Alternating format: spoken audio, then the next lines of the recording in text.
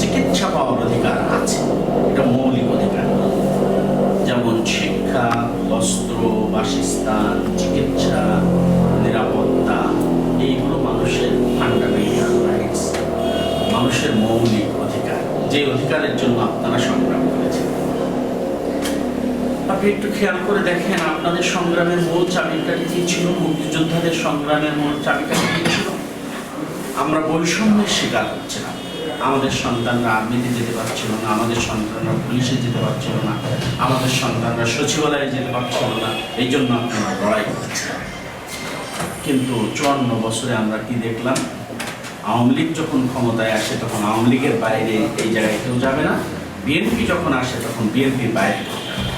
এই জন্য তো আমরা আপনারা কেউ এই জায়গায় এই চাকরি এরকম চাই, যার মেধা আছে, যে মেধা আছে সেই মেধা অনুযায়ী যায়। আপনি কি এই জন্য লড়াই করেছিলেন আপনার মেয়ের সরকারি চাকরি হবে, এই জন্য 10 লাখ টাকা ঘুষ লাগবে? আপনি কি এই জন্য চাকরি করেছিলেন বিশ্ববিদ্যালয়ে পড়াবে একটা ছেলে, তাকে ইন্ডিয়া বিরোধী একটা পোস্ট করার কারণে পিটিয়ে পিটিয়ে মেরে ফেলবে? আপনি কি এই জন্য যুদ্ধ করেছিলেন বিশ্ববিদ্যালয়ের একজন লিডার 100টা মেয়ের শ্লীলতাহানি করে ধর্ষণের সেঞ্চুরি করবে? নিশ্চয় না। আমরাও কেউ এরকম চাকরি প্রত্যাশা করি। সম্মানিত শ্রদ্ধাভাজন বাবারা, আমরা আপনাদের আপন হতে চাই, আমরা আপনাদের কাছে যেতে চাই, আমরা আপনাদের কাছে যেতে চাই, আপনাদের বাহুতে আমাদেরকে উঠিয়ে নেবেন এই প্রত্যাশা আপনাদের কাছে করছি। আমরা আপনাদেরকে সম্মানের সাথে যতদিন বেঁচে আছেন ততদিন মাথার উপরে। নতুন এবং ফিরে আসা গ্রাহকদের জন্য নগদে চলছে ক্যাশব্যাক সহ প্রতিদিন হাজারো উপহার জেতার সুযোগ। হবে আশা আর ফেরা, সারপ্রাইজ সেরা।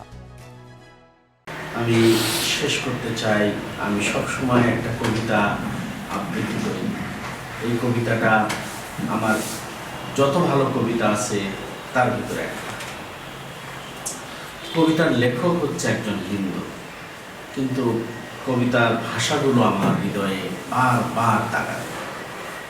কবিতাটা হচ্ছে, রামগোয়ালার ছেলেটি ম্যাথে 21 পেয়েছে মোটে।